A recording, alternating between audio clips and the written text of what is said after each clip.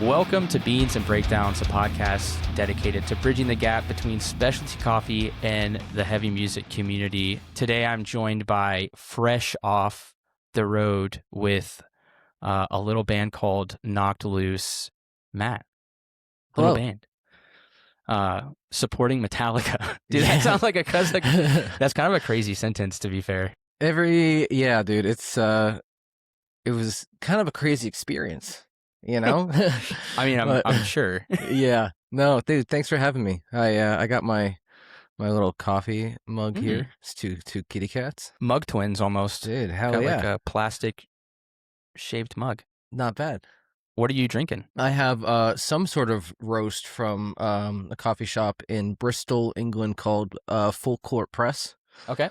I forget what it is. I just threw out the bag the other day, which I'm still. Well, I wanted to keep the bag because I was gonna be like, somebody's gonna ask me about it, and then you hit me up the day after I threw it out. So, we're drinking something, you know. It's something from England, which Yes, most English third wave roasters are really good. Do you know Hambone?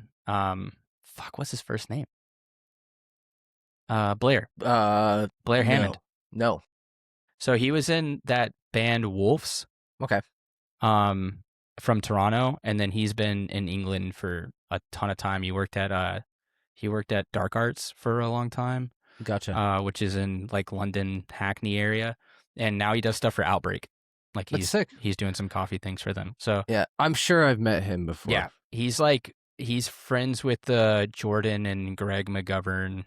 Okay. And those guys. So shout out Blair. It's been a minute. Sorry, I forgot your name for a half second. Shout out Blair. My memory is cranked right now. Dude, the heat is the heat fucking terrible up there too, or what? Yeah, well, I was in Europe like a week and a half ago. Yeah. And that's fucked. Dude, it was really bad when we were there too. And the no AC thing. No, they don't believe in it. No, they're getting better. It's bad for the environment. Apparently, I didn't know that. Yeah, but I mean, I'm American, so we don't think anything's bad for the environment. The Earth is dying, unfortunately. Give me a cool room. All right. At least let me survive this moment. Yeah. But it has been hot in Montreal as well, and I saw today that like even Southern Ontario is even hotter than here. Dude, it was 36 degrees today. Fucking insane. I had my phone on Fahrenheit mode, so it was like 84, which I believe is like 30-ish, and it felt like 104, which is 45-ish. Yeah. So that's not ideal. No, it's not chill. Did y'all have the orange sky as well? The what? Orange sky? No. What's the orange sky? So all the forest fires, it blew a bunch of smoke over like this area, like Quebec and into New England. Yeah. And so it looked like the Mexico Breaking Bad filter was turned on. That's crazy. So you just look outside and it's just orange. No, I know. I'm pretty sure they had that last year, but we haven't had that yet. I'm looking around like I'm gonna see an orange sky, but no, I don't think we've had that yet. That's insane though. It was pretty crazy. And like walking to work, I was like, "Am I gonna fucking get like mesothelioma out here?" Dude, I don't know if you remember during the LA wildfires, but I have a bunch of friends out there, and the shit that they were posting was like, oh, there's a wall of fire heading towards us. Yep. It's fucking nuts, dude. I was there in 2020 or 2021. It was during the COVID times. And I was driving back from Las Vegas because I was working for a company in the US, and it took me through like the LA forest, and it was during the wildfires. And at one point I hit like a wall of smoke, and it was just for miles. It was just like the smokiest outside, and you couldn't see like a car length or two in front of you. Yeah, fuck that, dude. It was crazy. I was like, I'm happy I'm from the East Coast where we don't really deal with this at all. No, yeah. No, we're spoiled. Yeah. We're spoiled. I am drinking a coffee that is older than I should be drinking it. But it was my only low calf option.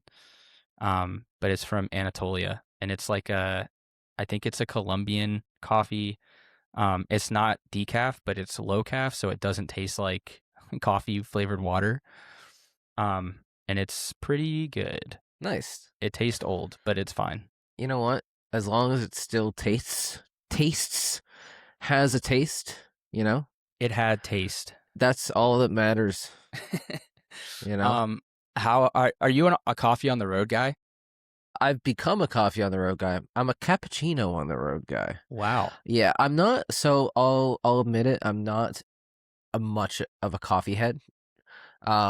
And I like to, sugar up my coffee. And sometimes I feel like when I walk into the specialty shops and then I ask for sugar, I feel like they're gonna like pull out a gun and shoot me in the head. Um, but I've gotten over that fear, and now I just do it. That, But no, go ahead. sorry, no, you go. So I mean, I like this is my thing. Is I worked in coffee for a long time. Yeah. And when I started getting into like specialty coffee, it was like I only want black drip coffee or like a cortado or something, and no sugar. Coffee needs to taste like coffee. But then the longer I'm in like I was in customer service, it was like, you know what, man? Like coffee should be how you want it. Hell yeah. So I mean, all these elitists out here that's like, why would you put sugar? Why would you put flavor? It's like, just like let people coffee the way they coffee. You know what I mean? It's like, Exactly. it's not a big deal. Yep. Yeah. I'm getting into it more though. So I'm slowly pulling back how much sugar I'll put into a coffee or cream or anything like that. Mm-hmm. But on the road, I'm definitely a cappuccino or a flat white guy all day. Flat whites, underrated. Dude, they're great. It's incredible. So I feel like a lot of Americans or North Americans when they tour Europe specifically, they try to go to coffee shops and get like a Dunkin' Donuts or Tim Hortons double style coffee, and you're not gonna get that. Like No. you're not getting like 50% half and half cream in your coffee there. But the flat white for me was like kind of the closest thing to like an American quick style coffee, but Mm-hmm. it's so much better than that, obviously. There's more care, right? It's Yeah. like they got the espresso going. They're steaming the milk. Don't put cold milk in your hot coffee. No. Steam it. Exactly. And you don't have to have farm. You don't have to have foam. Because I know you don't want to shit yourself, like it's fine. Get a flat white, little bit of micro foam on top. Exactly. You That's get all a you nice need. design, maybe. Yep. It's Yeah. better. No. So lots of cappuccinos. We had some good spots. The Knocked Loose guys are just they are very big coffee heads, so they always have a spot. I've heard that the Knocked Loose guys are into the coffee. Yeah, they carry a like a coffee pelican around Oh with yeah, them. They I've keep seen that. those. Yeah, they're cool. It's cool. My one of my friends, Gage, he plays in Exide. He has one of those that he's built himself. He didn't build the pelican, but he made the inside. And so he has a whole pour over kit that he takes on the road too. Yeah, dude. I mean, it's awesome. Yeah. You know, If you're at that level, you should do that. Like, absolutely. but if you're in a minivan, can't really do it. No. Yeah. You can find a spot for it in the trailer if you have one. Yeah. But I mean, in this economy, Yeah. who can afford that? Exactly. And you're going through a Chemex or two. It's Yeah. yeah. I bring in a Chemex. That is a dangerous game. Dude, I heard that one of the guitarists of Lamb of God used to roast his own beans on the road. With what? I don't know. I could see between the Buried and Me. I could see Brian doing that because he used to run Night Flyer in Charlotte, and he has like a tiny roaster called an Akawa, and so he could do that. He could do 50-gram roasts or 100-gram roasts, and have coffee for a few days. It just seems like a lot of effort for at least for me personally. How bored are you? You know what I mean? Like, yeah, exactly. bring the roaster or bring the Nintendo Switch. Like, yeah. probably gonna He's go like- in the Switch direction. He's like, why not both?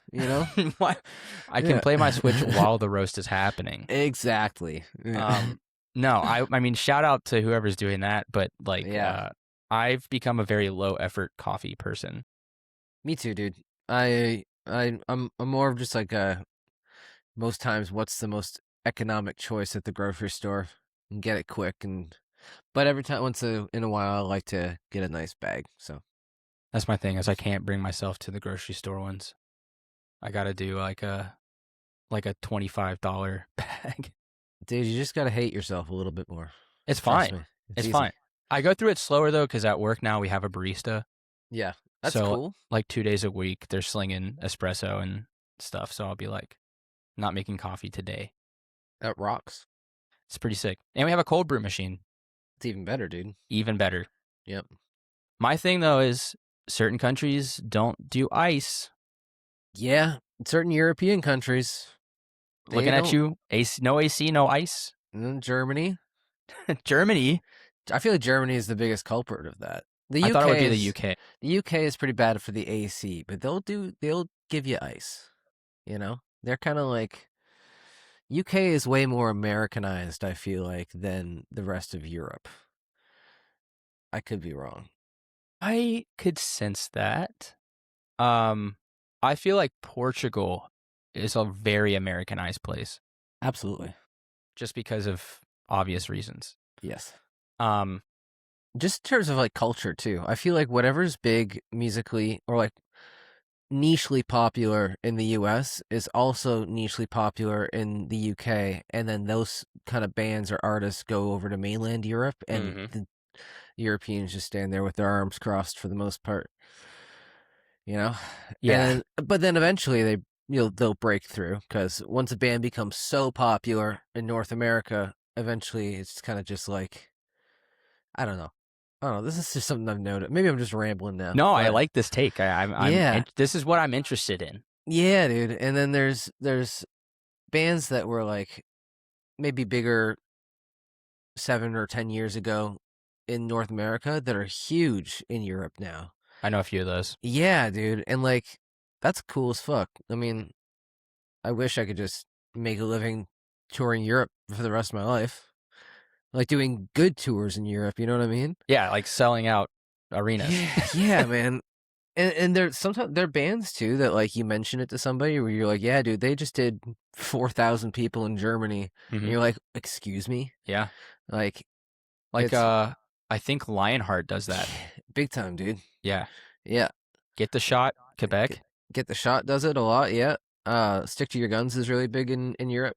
That's You know, weird too, because like I wouldn't have expected them to have as much a fall off in the States or in North America as I feel like they have. they still do well. They do well. I'm Yeah, not saying they don't do well, yeah. but I'll see them they'll sell out like a 400 or 500 cap room in Montreal, and then they'll go to Europe and play a 1,500 sold out room. That's what I'm saying, man. Yeah. You know what I mean? Yeah. I have that discussion with a lot of people because being a band in Canada, and trying to break into the US, very difficult. Sucks, dude. Yeah. And that's It's like awful. coming from the US. Like, so I'm used to playing shows like you could drive 2 hours and, tour the Southeast and get reasonably big enough to start touring the US. Yep. And being from Canada, you have to like prove yourself to like 30 cities. Yeah. And then they're like, okay, we'll take this band out. And dude, if you want to like do it and not put yourself in a financial hole, you have to like pop off online and become a merch band online just to pay for your work visas. Because the first tour that you do in the US, even if you're like a new popular band, you're going to get paid 2 to maybe 500 if you're lucky. Maybe. Maybe. Yeah. And then you got to pay for merch and then you got to figure out how to get a van. And dude, it's just like at the end of like my own band got considered for a tour. I don't want to say we got offered a tour because we hmm didn't, but we got considered for a US tour and we were excited. And then we started to put the numbers together. I don't know exactly what the cost is for a P2 now, but it's probably close to $5,000. No. No? So I have experience in this. Yeah. Yeah. So if you do the non-rushed version, it's for a 4-person band with the union fees, it comes out under 2. It's like 18. Now, the non rush version, though, is like, Right now it's 10 and a half months. Exactly. and I'm in the waiting period right now Nobody gets offered a tour 10.5 months in out, advance. No. So like exactly. Cryptopsy, Matt from Cryptopsy was telling me that they pay for every tour, not even for the year. Because that's like what most smaller bands do is you'll pay for like the year and you'll do a residence or something like that. And so you can get it for 365 days and it's no sweat. You can cross as much as you want. But for a band like Despised Icon or Cryptopsy, they're paying 6,000 for the band and 6,000 for crew. Yeah. So Yeah, it's 12 fucked. plus the bandwagon because they got to have a bandwagon. That's another, was it 2,500 a day? So if you're doing a 20-day tour, you've No got band is making $2,500 a day at like no, the but beginner I mean, size. unless you're Despised Icon Exactly. or Yeah, like, absolutely. yeah. So Yeah. yeah, like, because I think they'll do, man, I think their guarantee is like close to 10. And then in merch, they're doing fucking 50,000, you know. But before they even leave for the tour, they're in the whole 30K. Yeah, it's crazy. Yeah. So, I mean, slash that in half for a smaller band, maybe a little bit more. That's already like, I mean, I don't know. 10K is a lot for like, I don't even think most local bands or even like regional touring bands in Canada are making 10K a quarter. No, not at all, dude. I tried to do that shit with my old band, and we were in a hole every single time, and we're like, Because what were you in before? falsifier. That's right. Okay, Yeah, that's what I thought. yeah. Because I saw you guys play with Born Anew in Montreal in 2022. That would have been past my time. That's what because you were probably already with Knocked Loose. No, yes, I was. I can't remember who I was talking to about this. I think it was Tom. Tom, who's like the lighting guy. Yes, yeah. Um, Evanescence. No, he's not with Evanescence. He's with who's he with? From Hamilton, right? yeah. Last time I talked Yeah. to him, he was doing not Shaggy. He had just come off of Shaggy. He's which always is, doing some crazy big shit, dude. We had a running joke for the longest time that me and him would only see each other at festivals while he's like zipping by me on a golf cart. Mhm. It would just be like ships passing in the night. Like, hello, goodbye. yeah. Yeah. Because I feel like you and Matt Dyer probably see each other a lot. Not as often as you think. That's true. Because Counterparts they'll do festival circuits, so it's really if Knocked Loose is headlining like something that they're on.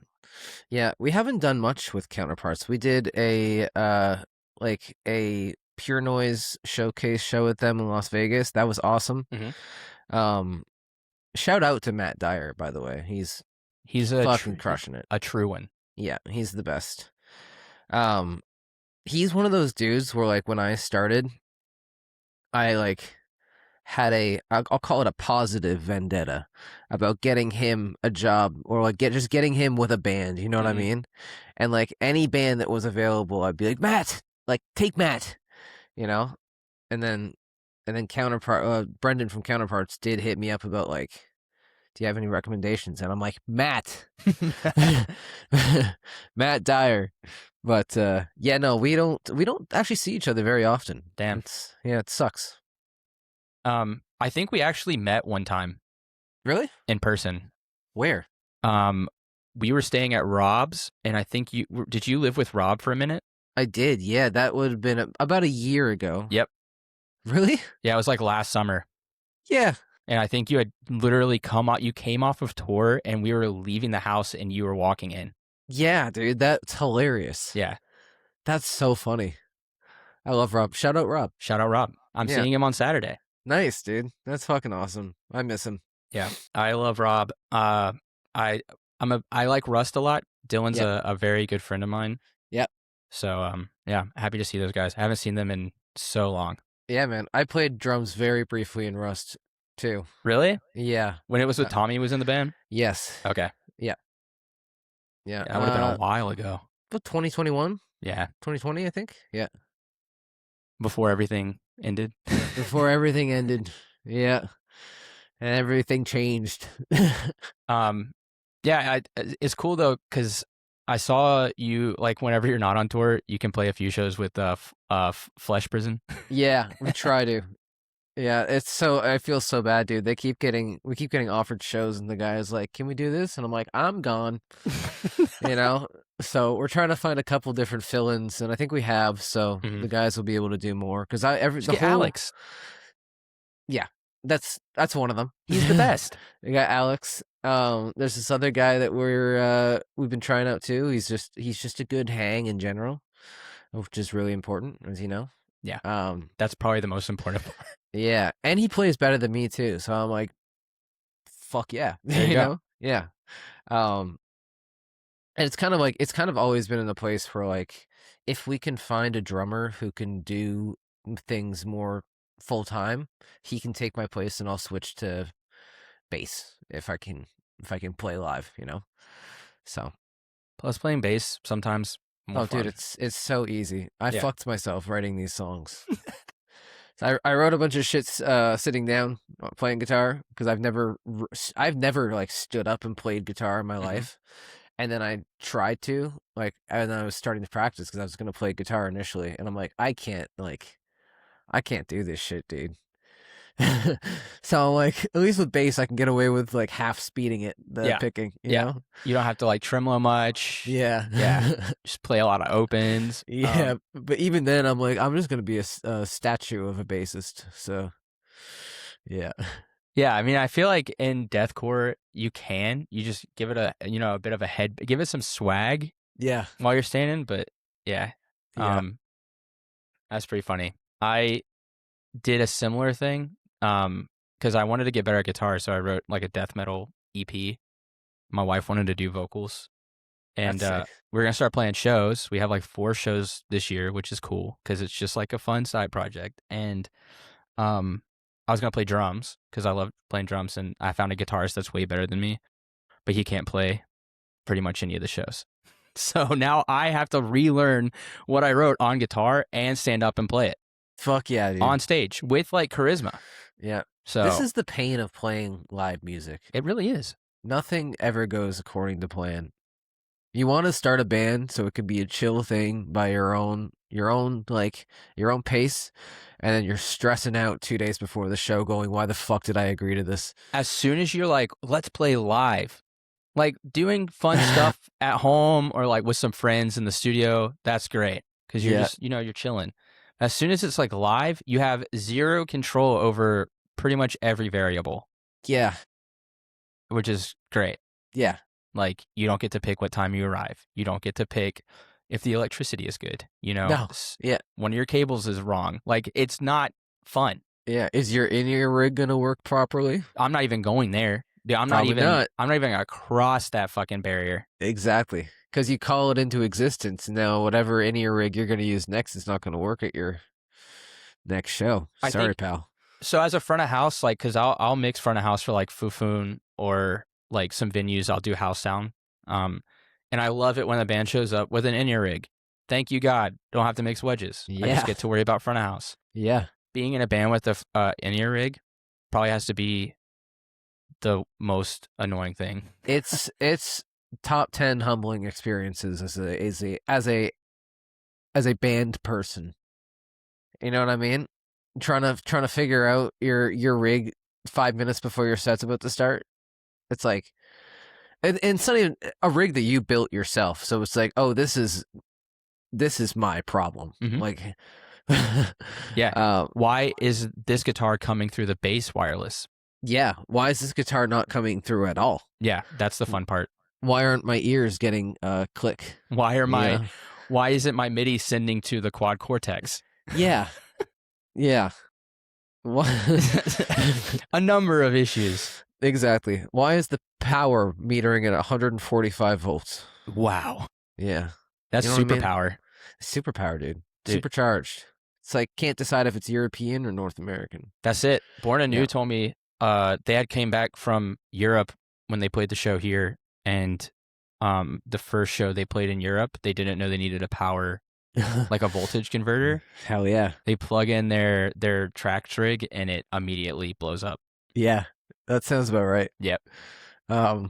pretty sure Nico did the same thing on his first European. No, no, it wasn't on his first European tour. The first European tour I did with them, he plugged in one of his power bars into an adapter into the thing, and it just boom blew smoke immediately. And I'm like, oh fuck. Just go buy a European fucking thing. Go Yeah, buy a power bar from Europe. exactly. Or rent one of those landmines that are 50 pounds and just, dude, they suck. They suck. That's one thing. Like, as soon as I get a tour in Europe, like, I'm hitting up a backline person. I don't want to bring anything except a guitar or a microphone or drumstick. I don't want to bring anything. Yeah, that's the way it should be. Give me everything. Yeah. I need a Yeah. 5150. I need an Ampeg rig. Like, just give it all to me. Yeah, and they'll do that. I know. They're good at that. I love Europe for that. Yeah, I do too. I love Europe for other reasons. I do love, let me preface, because I have a lot of European friends and a lot of Europeans that follow me. They're going to hear this too. Good. Yeah. Europe is great. I love Europeans. I love being in Europe. I've done more European tours than I've done North American tours, which is hilarious to think about. But there are challenges, you know, just as there are challenges to touring North America. But they like to challenge you.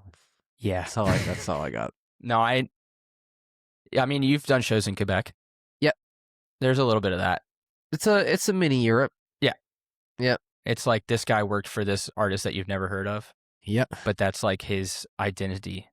So Yeah. he feels like he gets to, you know, make your life a little bit more difficult. That's, dude, oh yeah, dude, I just had a very humbling experience at a venue here in Toronto. I'm not going to name any names. Okay. Just because it's an ongoing situation. But it was a week after I got home from this Metallica tour. And I was mixing a couple bands in Toronto that are good friends of mine. And we had this house tech that was just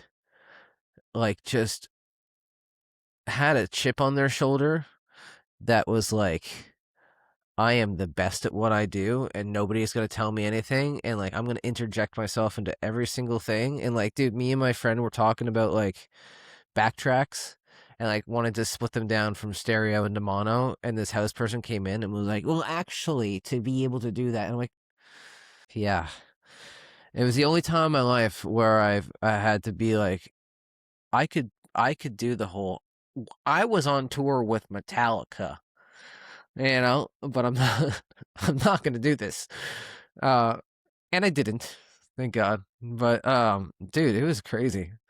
I was like, I was joking before I showed up to the show too. I'm like, watch this be the most humbling experience I ever have in my life after doing the biggest thing I've ever done in my life. Yeah. Yeah. It's only natural that would happen. Yeah. It sure would be.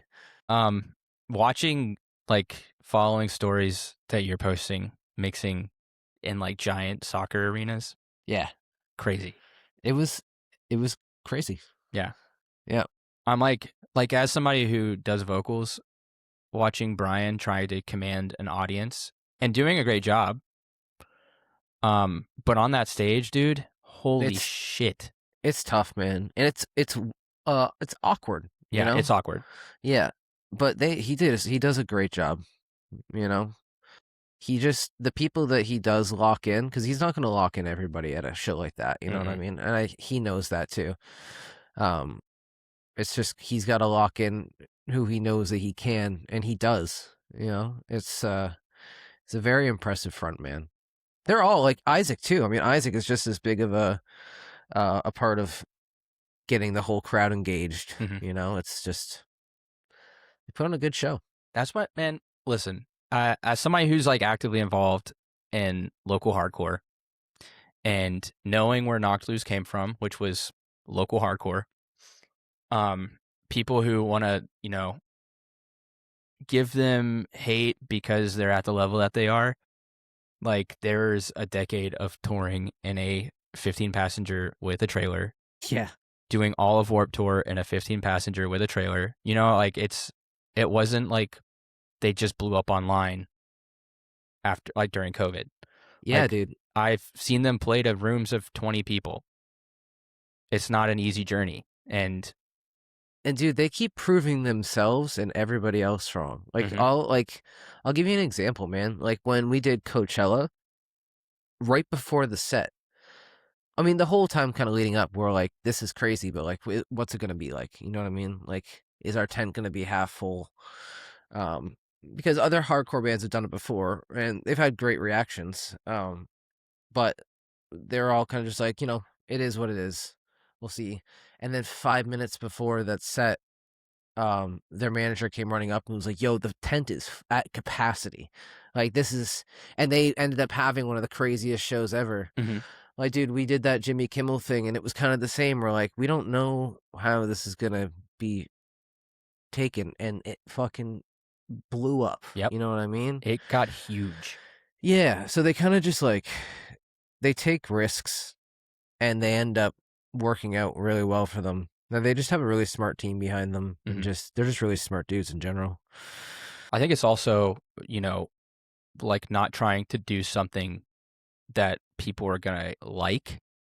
It's doing something that is, like, true to themselves Yeah, absolutely. and just being 100% authentic. And I think that's what really wins people over is they're not just gonna go out there and be like Coachella and then like play a Coachella set. It's like they're gonna Exactly. play a Knocked Loose set at Coachella. They're gonna play a Knocked Loose set at Kimmel. Like it's not a question. Yeah, absolutely, man. And it's like there's like people keep asking like what their ceiling is. They just did the biggest thing that they could possibly do in the world. There's no ceiling. Like Mhm. that's the ceiling is like they do it again. You know what I mean? It's like it's how do you, I mean, or you headline a stadium, you Yeah. become the next stadium band. Yep. It just keeps. But yeah, dude, they're it's crazy, man. What is It's it like mixing in that environment? it was like I won't lie and say that it was all cool, there were some stadiums where I was like, I have no idea what the fuck's going on right now, Mhm. but then there were other stadiums where it was like kind of all the perfect circumstances where I had like the best show ever, their team, like their systems tech team was so easy to work with. They made adjustments for me on the fly. Like if they heard things in my mix, they would do little tweaks, if I couldn't figure it out myself. Um, it was just they just made the whole experience so easy, you know? And it was, their front of house guy was out there watching every day and, gassing me up and it was cool, dude. Were you mixing Yeah. from like a D Live, like like a single Yeah, screen D yeah, Live? dude. Yeah. I was on a C1500, and I was just like, because I just wanted to be as small and just like invisible as possible. Mhm. I didn't want them to know that I exist. So you weren't even doing like near fields at front of house. No, Damn, no, yeah, that's crazy. yeah. I wanted to, it's funny, man. So I used to have the S5000, the bigger Mhm. Surface, with a lot more outboard. I had the whole double wide and everything, and I'd show up to these festivals, and I started to feel like an asshole. Mhm. You know what I mean? Because I'm like, I mean, yeah, I need this stuff, but I don't need it to be this big. It's just kind of like, why am I doing this? And then we did Shiprocked, and I was only on a 1500 with waves, and it was the best my mix had sounded in a fucking minute. So I was like, cool, I'm gonna choose my two favorite pieces that I had from my old rig, and those are coming with me, and I like the happiest I am with my rig that I have been the whole time I've had it. So So you're running waves now? yeah, yeah. I've had waves for a little bit. I'm adding the live box on the new VST hosting Mhm. dealio. But I'm also using the Neve MBT on my left, right, and the SSL Fusion on my guitar group. Yeah, just because those are my two favorite ones. I had distressors and like 5045s, but the distressor on the D Live is just as good, and the 5040 like the source expander on the D Live is just as good too. So you've got like the deep pack and all that Yeah, running on it. Yeah. yeah, Man, yeah, man. that's why I'm like the best rigs I've ever heard is waves. Like I've heard waves in an M32 Yeah, and I dude, was blown away. it's great. Yeah. Yeah, it's easy to overcook your shit though. You know Yeah. what I mean? I see a lot of studio like guys who come directly from the studio start to use waves, and they put all this shit on, and then they'll mix their first show, and you just see them turning it all off during the show, and it's like it's something you're gonna have to like slowly pepper in and uh and find out what works right for you, because what works in the studio generally will work live. Hmm. Like, don't get me wrong, but sometimes it's not like, you know, it's a whole different world. Well, I mean, how much of it, like, because for me, and I know some others, it's a lot of like, you want to do your tuning, and that's really your base. Is like once you've got your system sounding right with your references, then you should be able to basically turn your faders up and get it where it should be. Absolutely. I mean, that all comes, um, I mean, you have to have your inputs like sounding as good as possible, and then you should have to never touch them again. Hmm. You know what I mean? You should get them dialed in. The first rehearsal you get with the board that you know you're going to be using on a show file for the next couple of years or so. Um, take the time to make those inputs sound like perfect, and then get the levels right, and then just tweak your left right, like, because then you just have to literally just bring up your mains, bring up your reference song, and then you'll be laughing. You'll never have a bad show again. But it all comes. You got to get that mix dialed the fuck in. Yeah. Yeah, Like once, yeah, I mean, that's my experience. And that's definitely not on like the same level at all, but it's we're all at the same level, brother. it's been a lesson. I'm Yeah, not, but I mean like the scale of system, you know what I yeah, mean? Like, but I've mixed on a number of different systems, and I found the tuning to be like, if I'm not there early enough to have that tuning time and at least hear the rig, to be like, oh shit, there's a lot of 300-ish, 250-ish. That's not good. Um, like not having the time to like kind of get my ears right. It just, the mix does not ever get where I want it to be.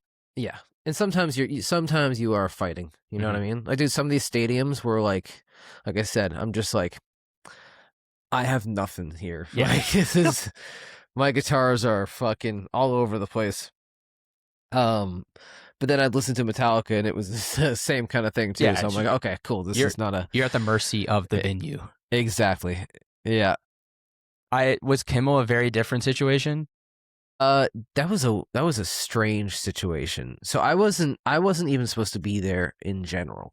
But it ended up because they were supposed to originally do a like that indoor studio kind of show, and they're like, this isn't gonna. We want to do like a live like outdoor thing, so they set up the stage outdoors, and then they were able to get me work out an agreement with the union for me to mix there. Um, and then we finished the show, which was fucking crazy. And me and our monitor guy, Sean Harvey, shout out Sean, got pulled into the broadcast studio because like the mix was not in a great place at that time, and they were very, very close to submitting it for broadcast. And the band was like, please just get in there and do whatever you can. So it was me, our monitor guy, and Jordan Fish just kind of like making giving whatever notes we could to the guy. And eventually he was kind of just like, you guys do whatever you want. Have fun. Like, um, he was really cool though. He's a legend. I forget what his name was, but he's been with Jimmy Kimmel forever. But it was a pretty surreal experience. Hmm. Like, it was nuts. But I'm guessing like, yeah, like it for a guy that does mostly pop and maybe like some rock, to Yeah. have fucking drop G or G standard fucking Dude, guitars. And yeah. I got to drop a snare bomb on broadcast, dude, on cable broadcast, whatever, you know. but you're doing tom bombs now. I am, yeah. It's more of like a sub shaker, you know what I mean? Um, it's cool. I love it. I haven't It tried it really, yet. I gotta try that it's out. it's sick. I used to just send it to my subs because I used to do subs on an aux, but now I'm doing just left, right to three matrices. Shit. Okay. Yeah, I gave up on the subsens. But it would like it would rattle like rattle shit. Yeah, which it's so funny, dude, because Metallica had these subs that were for them only that would only basically register 30 hertz. Yeah, because they did this like explosion thunder rumble at the beginning of the set, and it just shook the stadium and everything around you. And they're like, "Yeah, you can't use those, but I bet you wouldn't be able to use it anyways." And I'm like, "I Bet. bet you, I you you haven't heard anything yet." But oh yeah, dude, I got crazy stories from those shows. Something I don't know if I'm allowed to tell, to be honest. Now that I think about it, but I'm gatekeeping it. No, I'm joking. Um, I mean, I guess you could just edit it out, right? Maybe, perhaps, or is this all going? I mean, I can edit if I'm not allowed to say. If we're not allowed to talk about it. Let's hold off on All it right. for All now. right. Okay, sorry. I'm sorry to. No, it's okay. I understand. I didn't mean to tease it and dangle it, but no, it wasn't anything too crazy. It was just like, oh my god. To sum it up, Switzerland has extremely strict DB laws. But yeah. They do not fuck around. Like the DB police there carry a gun. They carry a gun? Yeah, Well, dude. in Switzerland, everyone carries a gun. Yeah, they do. Yeah. That's true. I guess isn't it part of the law that like you're required to have a gun in your household? Yeah, but you have to go through like gun training every 2 years or something like that. That makes sense. Yeah. That's how it should be. Different approach. Yep. Yeah. To the Imagine a system where it works. Wow, who would have thought? Wild. How many school? Never mind. We're getting too deep. No, now. no, I won't say anything. I don't want to get banned from crossing the border. But yeah, it's I heard that a long time ago. A lot of American gun right people, they're like the first to bring up Switzerland. Yeah. It's like, yeah, but like that means that you need socialism.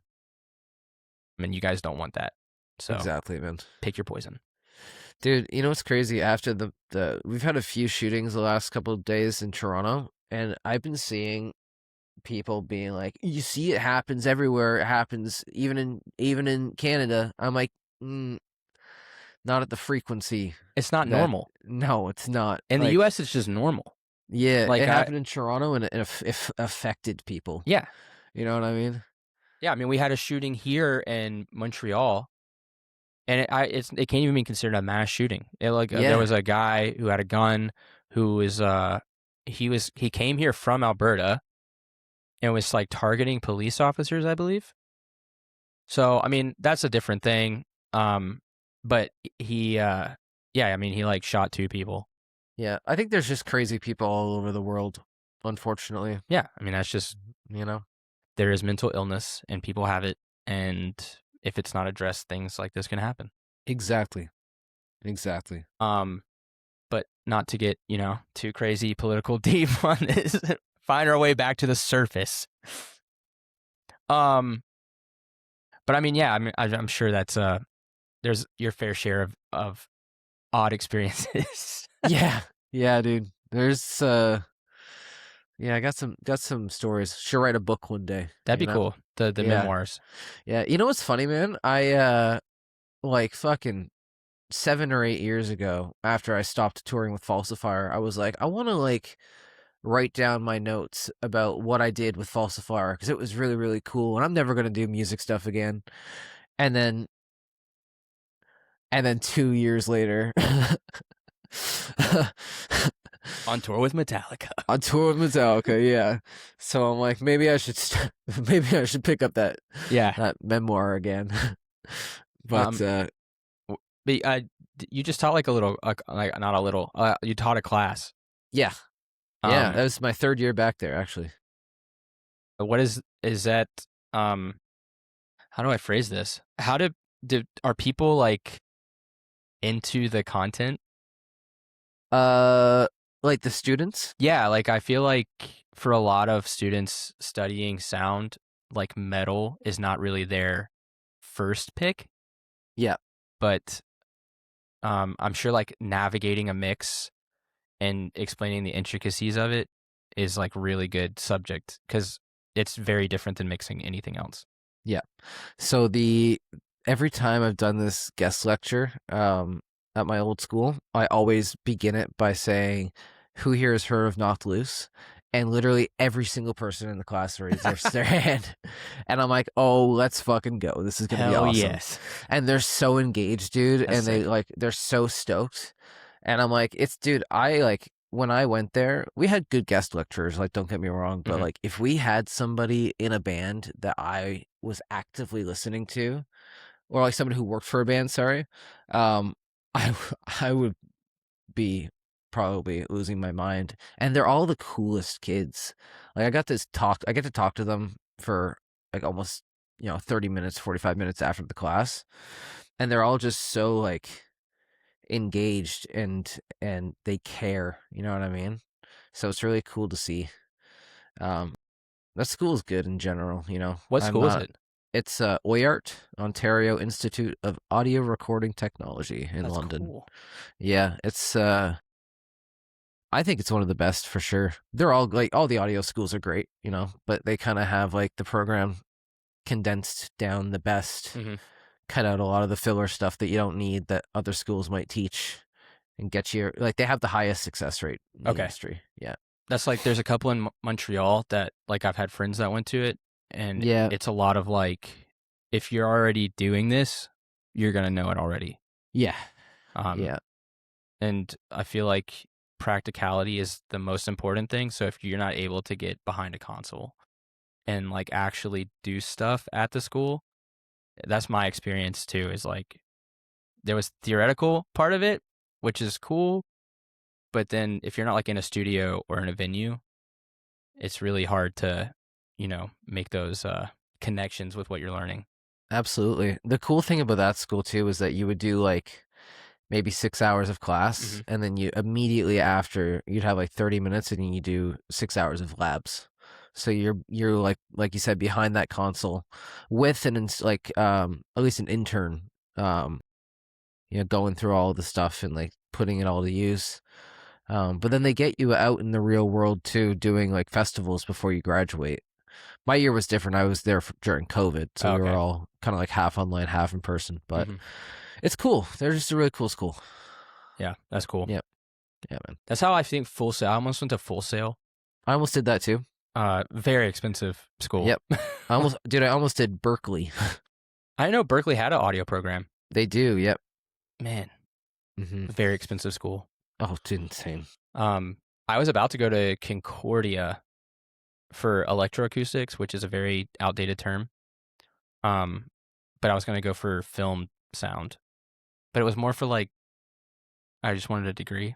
Yeah. So Oyart actually does like film and video game sound, studio, all of that kind of shit in one. It's so sick. Sorry, I'm talking them up now.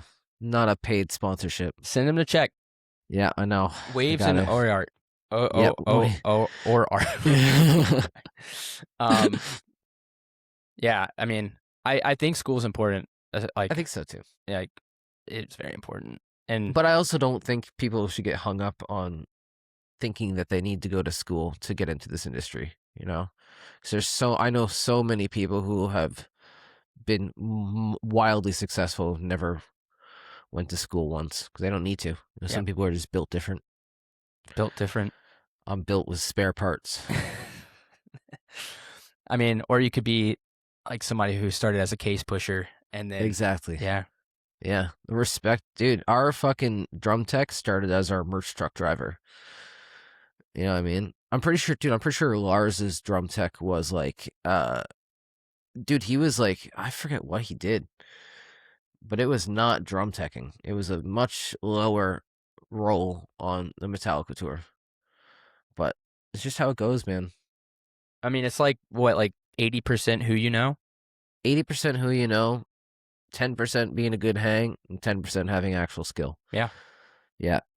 Because I mean, you can learn on the job. There's a lot of on the job training. Yeah. Yeah.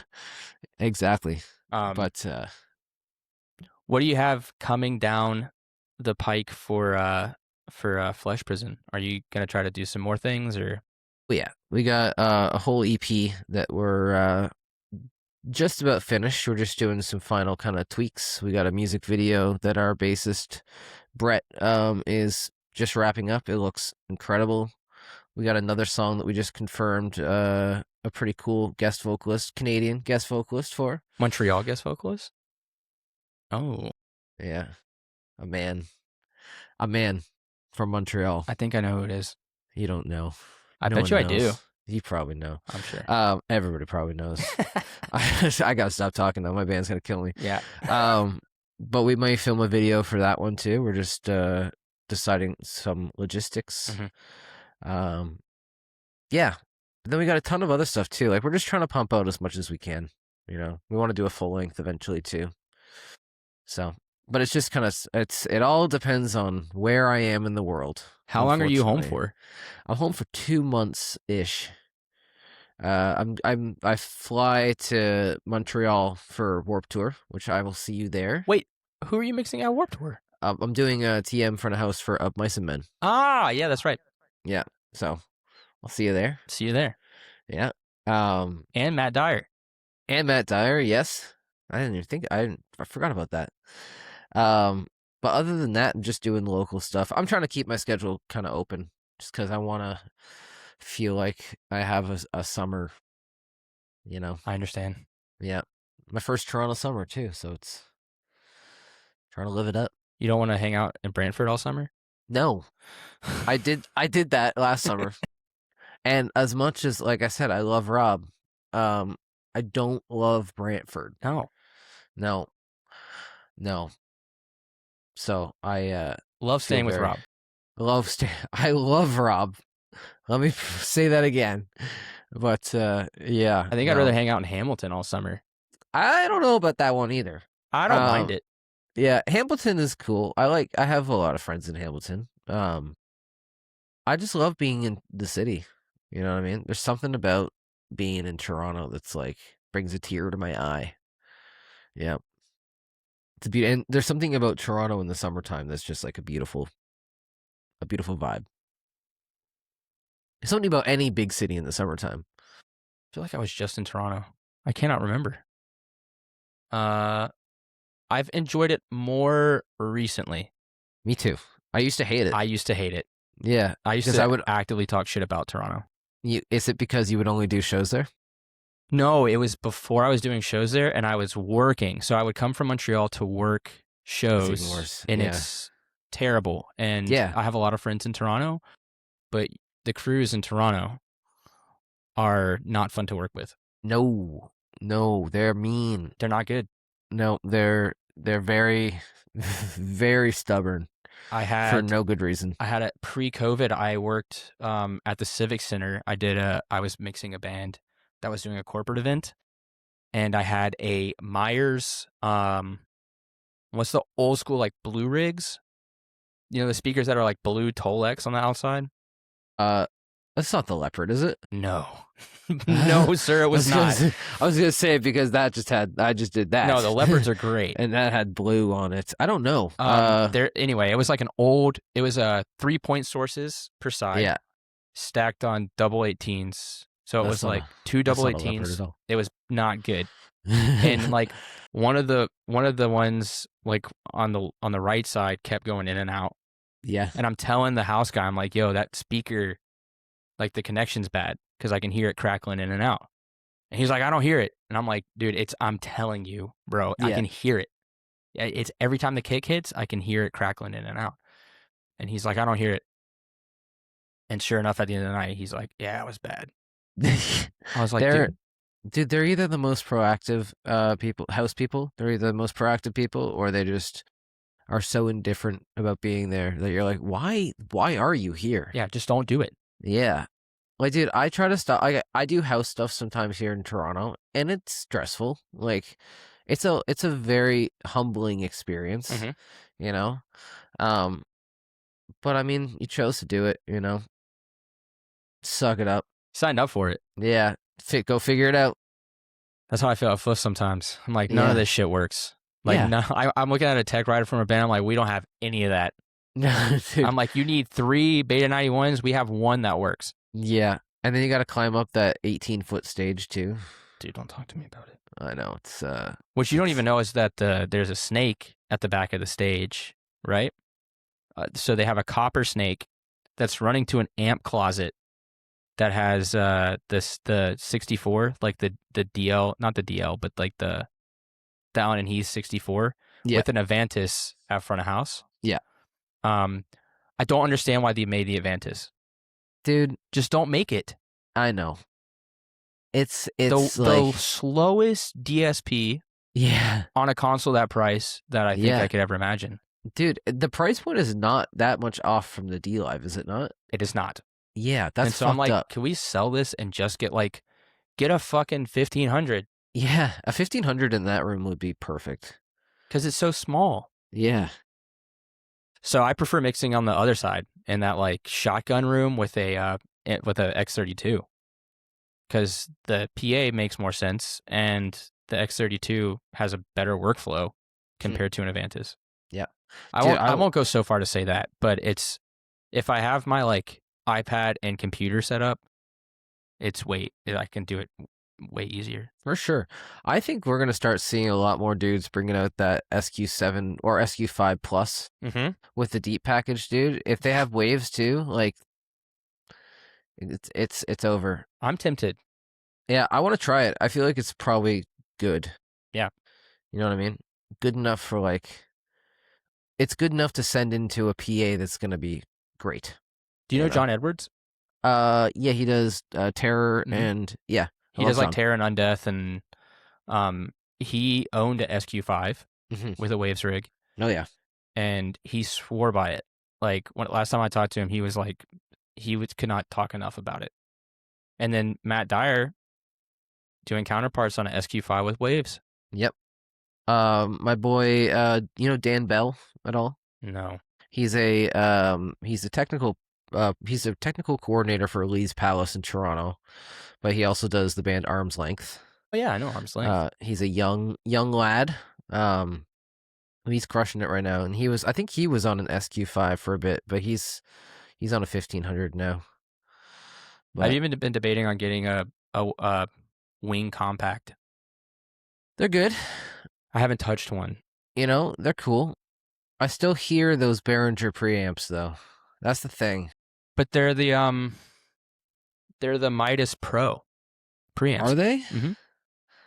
I mean, depending what stage box you're using, right? That's true. Yeah. I guess I've only seen dudes on like an S32 into a fucking That's X30 that's or Behringer a Pre's. You wing. can hear Yeah. that. Yeah, and I'm like, damn, this is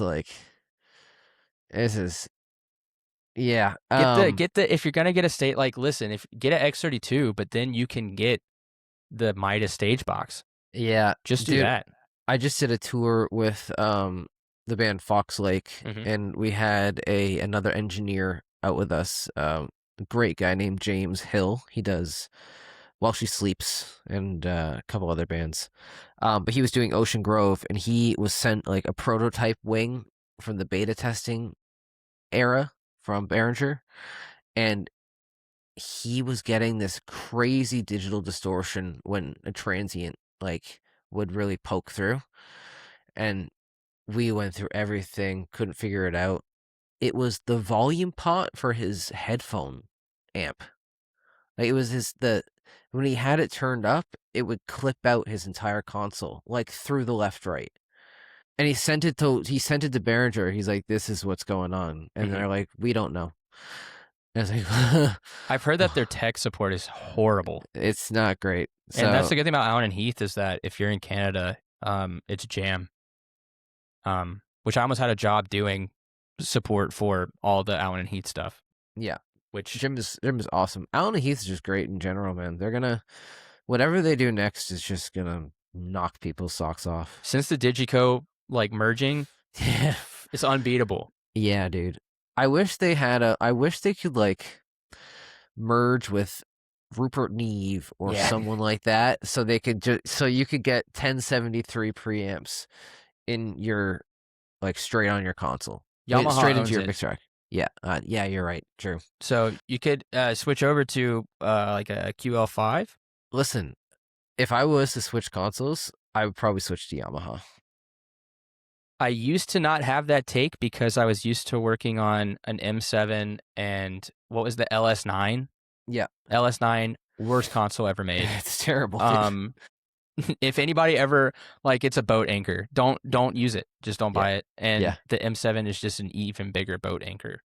The touchscreen does not make it better. Um, a CL or a QL, they're awesome, I've dude. become a believer. Yeah, I hate the UI. Like that Oh, makes it's me the worst part. want to scream every time I use it. But So many fucking menus. Like, dude, stop with the yeah. menus. Once you start pushing that preamp into like yellow, though, dude, it sounds It so sings. good. Yeah, I had I a love it. terrible, terrible PA, like a terrible PA. Yeah, It was one of those Rankis Hines big column arrays. I've never even heard of this. So Rankis Hines is like a German. They are owned by the Music Group, or Music Tribe, which is Behringer. And they're German, and they had Clark Technic amps. So Clark Technic amps built in, but it was like this giant column. Like the speakers are this wide, but they're like tall. Yeah. Like a really big column array. Um, and it was like in a really big ballroom. I have no idea why they thought this was the best PA. It was like, I think it was Encore. Encore was the group that handles it. So I'm like trying so hard to push it, and like I basically had to almost dime out the pre's Yeah. to get it to like Oh yeah. actually make good sound through it. Dude, you gotta do what you gotta do, you know? So I'm saying, listen, don't look. Dude, clip that shit. Dude, just red is Just- red is just a color. It is, dude. It's a great color, you know?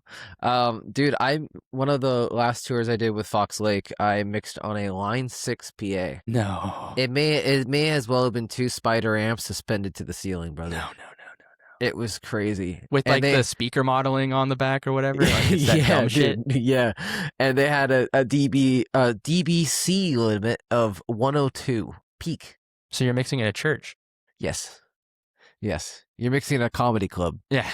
That was the dB limit at the Maisonneuve Theater here in Montreal is 85. Yeah, dude. Quebec's got some wacky dB limits. It's a lot of it is Place des Arts. Yeah. So if you're mixing like in the arts center, like I don't even know at Jazz Fest how they're able to do it, because they make it happen. I heard Esperanza Spalding last year was really, really good. The Sacred Souls, probably one of the best mixes, warmest mixes I've ever heard. It was amazing, and it's all L-acoustics, obviously, because everyone's obsessed with French stuff here. Yep. But I got an unpopular opinion about all acoustics after this. I also have an unpopular opinion about L-acoustics. Fuck yeah. I will say the Beanfield Theater in Montreal has an ARC system. Sounds great. Fuck yeah. And they do a lot of metal shows, and it's like VRX fills, which is horrible. But then the ARC, if you're in the main PA, I've heard like Frozen Soul sounded fucking amazing. Cruelty, I've heard so many good death. Cryptopsy's Dying Fetus there, insane. But Olympia, you've mixed Olympia. I sure have. Why? Too many times, brother. It's 3 PAs meshed together. It's awful. Yeah. It's a beautiful venue. It's so nice. Like it's so cool. I don't even go to shows there anymore because I'm gonna get so angry at the sound. Dude, it's awful. It's awful. I saw Speed.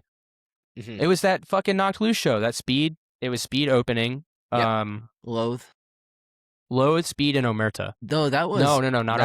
That was the Dying Dying Fetus one. Yeah, that was one of the first shows I ever mixed for Knocked Loose. I've seen Knocked Loose there twice. Then that's crazy. Because we did that on another tour with Loathe and Show Me the Body and Speed.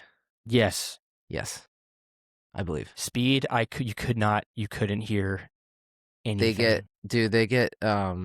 They have their own guy now who is great, but they were getting fucked pretty hard for a bit in terms of live mixes. Well, house guys really don't know how to mix hardcore. No, dude, they don't. And like, dude, bigger shows, I always offer to mix bands like that I know are gonna get screwed pro bono, you know? Yeah. And it's like, I'd rather them Just a have a little good warm up show. mix. Yeah, exactly. You know, it's great. That's what. What's always funny is like doing a festival mix, and then like it sounds awful the whole morning before that, and then you do your mix, and then suddenly I think the house guy has been using my mix for the rest of the day, Oh, and yeah, you're like, okay, that's a little industry trick. You didn't know about that? it's yeah, stealing. You don't know about this? No, No, yeah, I've had that situation. Like it's flattering. yeah, It's great. I was shadowing for the FOH job, and God, I hope the guy didn't hear it. Anyway, I was shadowing for this job, and it was like this really not great metal show, Yeah. like a bunch of Quebec metal bands. But the guy was like, you know, I did all the sound checks, like watching him and everything, and he comes to me before doors. He's like, "So you're gonna mix the third band?" I was like, "Sick," and he was like, You're fine with that?" I'm like, "Yeah, dude, that's sick. I'm super happy to do it." He was like, "Oh, okay," and so because he was trying to like pressure test me, Yeah. and so I walk up, dude, it sounded like a blanket was on the PA. EQ everything out, like in their first song. I'm EQing everything, throw like a really good reverb on the snare, throw a really good reverb on the vocals, and everything sounds really clear. And I'm like doing vocal delay throws and shit like that. And he's like watching me like, like what? Dude. And Yeah. so then after that, for the next two bands, I'm like, wow, this mix sounds really good. Dude, there's some times where like I'm listening to a house dude mix, and I'm not trying to shit on house dudes because I know not like it. I mean, I don't know. Maybe I am. Yeah, yeah. You know It's what? I okay. am. We all. I mean, you have to. Fuck yeah, I'm shit on house people. But you hear them mixing, and I'm like, are we listening to the same thing? That's Do what we have the same ears, dude. You know what I mean? And I'm a house guy. I'll walk into a show and I'm like, brother, are you really mixing this band like this? Like, give them some respect. And they're like into it too. Yeah. And I'm like, oh, you're proud of this. Okay. And All right. loud does not mean good. I don't know who needs to hear this. No. But loud and good are not, they're not the same thing. Yeah. There's mixing loud where it hurts, and then there's mixing loud and it doesn't hurt, and that's a good show. Where you feel it. Yes. Like Meshuggah, that's a loud fucking mix, but it's one of the fucking best mixes you'll ever hear in your life. Gojira. Dying Fetus. Dying Fetus. Shout out to Reese. Reese is one of the best engineers out there. So good. Yes. That's a loud ass show. It's a fucking loud show because it has to be. But when that snare, when he stops blasting and he smacks it on a rim shot and you feel that shit. Yeah. That's good. Yeah, dude. Yeah, Reese is a really, really good engineer. Yeah. But shit on house guys, dude. They deserve it. They do. Yeah. And they really do. That's me speaking as right now I'm a house guy. So yeah, me too. Yeah. Me too. There's a reason that people don't take you on tour. House guys, stop digging yourself a hole, man. Yeah. Dude, I have met some house guys though that are fucking awesome. Like I had a house guy recently in Dublin. No, in either Dublin or Belfast, I forget. And he was clearly a guy that used to tour like big time. You know what I mean? Those are good guys. Yeah. And he like the whole show, it was the only time where I've kind of let a house guy be like, hey, you should cut 1K. Like he was sitting there with an RTA the entire show, narrowing in on frequencies and being like, cut 3 dB of that, and I do it, and I'm like, damn, this is crazy. But that's also one of those dudes where I'm like, if I had ever had the option to take somebody on tour, I'd call him immediately. Mm-hmm. You know, and that's something I don't think a lot of house dudes understand, is that you can get that, and if you haven't, change something up. I mean, there's gigs that I've done, like there's a couple of bands in Montreal, and it's not my favorite genre of music, but it's pop punk. And I mean, they have good followings, and I've mixed them a couple of times, and because I care and I know what they're trying to sound like, you know, I do my best to make them sound like that. And it's after the second time they're like, yo, like you've mixed us a few times, like we need help with our in-ear rig. Can you come and dial in all of our mixes and kind of like get us set for things? I'm like, hell yeah, like let's do it. Let's take a day.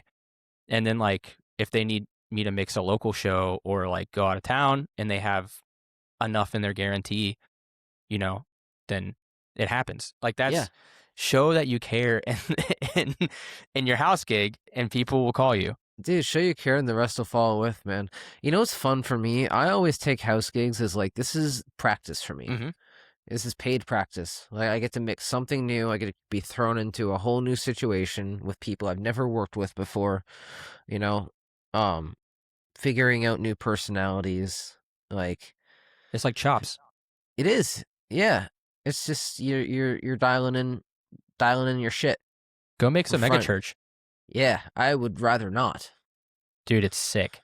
I actually bet it's fucking awesome.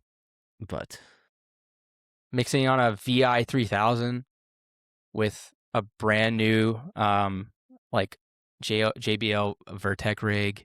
yeah, Dude, that would be awesome. beautiful. So my unpopular opinion. You ready for this? Yeah. Uh, I have become a far bigger D&B, even a JBL Vertec fan than I have been an L Acoustics fan. When I walk into a venue and I see an L Acoustics rig, I used to get really excited, Mm-hmm. and then I wouldn't necessarily have the best mixes. Dude, L Acoustics are so hit or miss with the deployment. I feel like you have to have a dude who is trained by L Acoustics or sent by L Acoustics to be there dialing in the shit. Where like D&B and JBL, you can have somebody who is versed in systems teching who can get it up and sounding great almost immediately. Mm-hmm. So it's like why And they're if loud. yeah, they're loud They're and loud. they're good.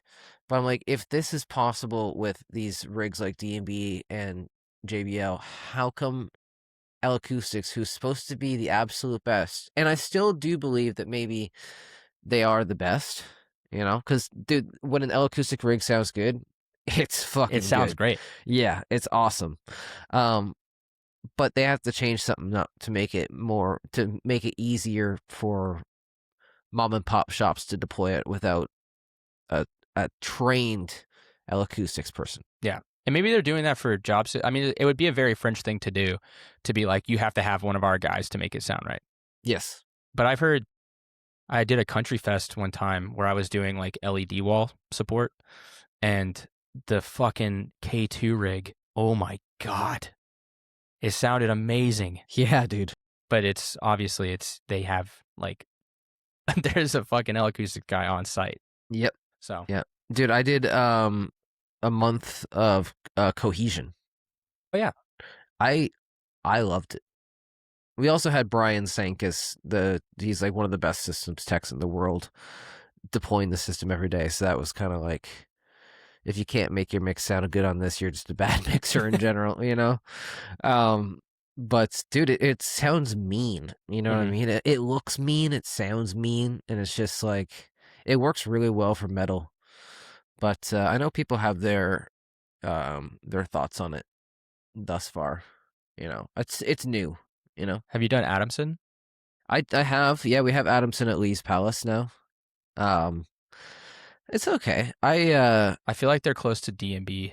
They are, yeah, they have a bit of a weird low mids thing. That's the thing. Is there, Yeah, I think people would call it warmth, yeah, but I feel like you're going to need to it's more EQ of most of that out. I find it's more of a woof. You know what I mean? It's kind of just like it makes my snare sound like I am hitting a box. Yeah, you just don't, you have to put any 250 in it. Yeah, exactly. And like a venue like Lee's Palace is already a very low mid heavy kind of spot, so it's just like, oh my. Um, but Lee's just put a bunch of like they just put an Avantis in there, which died immediately. Yeah, of course. Um, Does it do but that thing where half the screen freezes? I didn't even get to try it. Damn. Yeah, You it don't get died. to know all the nice quirks. Yeah. Um, hopefully when I get there, they're gonna just have a D live there. That would be great. Yeah, yeah. But dude, Lee's is probably one of the best sounding like 800 cap venues in Toronto now. Like I've never even been there. it's cool, dude. It's a really cool spot. It's fun to mix too. Does it have the thing where it's like step up on the side? Is that room? Uh, Like basically there's like a dance floor and then it like kind of slopes down or something like that? no, nothing Okay. like that. Why? Yes. There's a dance floor and then there's like a raised kind of Yeah. standing area along the whole side. Yeah. Yeah. It's cool, man. It's like the perfect venue for a bigger, not bigger metal show, but like a cool metal package. They did that you know? House of Van show there, Yeah. I think 2 years ago, and it looked really cool. Yeah. Yeah, man. Um, yeah, I mean Montreal. I think the best sounding venue is probably Metallica, Yeah, just because they for have sure. like I think it's an L acoustics rig, and it just makes sense. Dude, what's the room in Montreal with maybe it's Foofs. Maybe how many rooms does Foofs have? 2. Do they have a room that's like black and white striped walls? Yeah, there's You like know which one I'm graffiti. talking? There's like graffiti all over the walls, and there's like a balcony around the entire side, like a mezzanine. That's the room with the super high stage, right? Yeah, and the black and white tiles on the floor. Okay, I'm thinking of a different venue um in Montreal that's like it's not very big. They have an M32.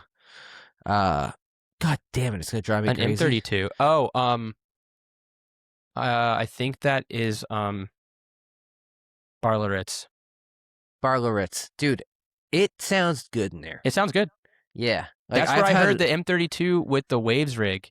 yeah. It was Sarah and the Saturdays, Yeah. and that dude, that was the best I've ever heard that room sound. Dude, I had a great time mixing there. Who'd you mix there? I mixed an entire package that was Within Destruction, Victims, Fox Lake, Yeah. and Carcosa. I remember that bill. Yeah. That was my grind days. Yeah, where I'm like, if I just confirm a tour and mix 4 bands, I'll be set. And then you're a month deep into mixing 4 bands, and you're like, oh, I want to fucking die. Yeah. Yeah. I love this. And then, yeah, 4 days later, it's like, God damn it. I hate this, actually. Why would I do this? Yeah. My ears. Yeah. Yeah. But my pockets, look at those. Man. Yeah. Yeah, I really like Barleritz. Playing Barleritz is great, and their house people are usually pretty good. There's a couple hit or miss, but Bennett, he is like the Fucking shout out Bennett. dude. You know Bennett? I love Bennett, dude. I was Okay. about to say I get Bennett. I request Bennett to like because he works at every fucking venue. He was at and- Fairmount, and he's Yeah. at, I think he does some Swono ones, so he's at like Casa and Sala Rosa and stuff like that. Yeah. Um, Yeah, he was my guy at Barleritz. I did one of the biggest feedback loops I've ever done in my life there because I accidentally sent a send into a return Nice. or whatever. And he couldn't have been nicer about it, you know? he's a nice guy. He's great. Toronto guy. Yes. Yes. Yeah, no, I hit him up every time I'm in Montreal just to try to say what's up. Shout out Bennett. His Fairmount mixes, when he started, he was not like into heavy music. He's like an indie and kind of like electronic guy. Yeah. So I sensed he struggled a bit, but now he's fucking, He rips, dude. he's good. On a Pro 2. Yeah. Oh yeah. Yeah, he's just a good hang too. Yep. That's what I'm going back to. Like, Good hangs. yeah, dude. Like, you can be a house person and be a human being. It's possible. Bennett is one of the chillest front of house guys. Phil at Foofs and Turbo House. Yeah. Great dude. Yep, he was awesome. I think I had him. Gray, long hair. I don't remember. He's like very Anglophone. Like you wouldn't even know he spoke French if you Yes. talked to him. Yes. Yeah. Yep. Absolutely. He's a great dude. He's anytime like I have a show there, I always ask for Phil. And then I'm trying to think of who else I really like as house guys. That's pretty much it. Dude, it just makes your job like it makes me look forward to going to do smaller shows when I know that like dude, that show that I was telling you that I did this past week, there was a nightmare with a house person. I was looking forward to it so much because I was mixing my friends. And just having had a bad house person made it miserable for fucking all of us. And Yeah, it's it like sucks. like all it takes is one person to ruin the night for Dude, everybody. Piranha Bar. Oh yeah. That's a place. Horrible. Yeah. Horrible house. Horrible. Like, yeah. and it's funny because the dude's a dickhead, but then if you play a good show, then he's super nice to you. Yeah. I hate that. I haven't had to mix there, thank God. I've played there I would never mix there. plenty of times in the day. But wasn't that the spot where everybody was getting robbed? Probably. Yeah. They added a venue downstairs now. Really? Yeah. Do you ever do TRH bar? That bar is like hella canceled. Really? Yeah. Damn. So the manager went to jail for domestic assault. That'll do it. He got out and they threw him like a welcome home party. That's fucking crazy. Yeah, we don't go there. Okay, cool. Noted. Literally the trash bar, dude. Hey, that's what it's a trash bar. It Yeah. sucks. Yep. There was also, I don't know if you ever went, there was an illegal venue called Trackside, No. and you could smoke inside, and they had like an illegal bar and shit. And it finally got raided by the cops and shut down. That's awesome, dude. There used to be a venue in Laval that was like a clubhouse for a specific Mhm. group Yep. of individuals. But they had it was fucking cool, dude. I forget what it was cool. I forget what it was called. I never knew about this. Yeah, we just did another one of those on our last this past tour, the Metallica tour, like on a day off show. They got the money, right? They got the They best do have the PAs, money. you know, and they wanna they've good venues, those groups. Man, Yeah, it's amazing what money will do. it sure is, dude. And they'll meet guarantee. It's crazy. Yeah, yeah. They'll surpass guarantee. They will give you the money. They sure will. They just need it gone, really. Yeah, and then they need you gone immediately afterwards. Yeah, too. like, and not tell anybody where you played. Exactly. Yeah. Well, Matt, this has been a lot of fun. It's been great, brother. I really appreciate you taking some time. Of course, man. Thank you for having me. And yeah, we'll see each other at Warped Tour. It's so Yes. close. I can't believe it's like a month away. Dude, we're gonna suffer together. Yeah. No, it's gonna be great. We're gonna have a great time. It's gonna be a lot of fun. I'm excited to see a lot of people that I haven't Me seen in too. a while. It'll probably be like a record heat wave of some sort. Yeah. But know- they are gonna have free coffee backstage. It's all that matters. Yeah, free cold brew. It's all that matters. So Fuck yeah. well, thanks so much for hanging out. Thank you for having me, man.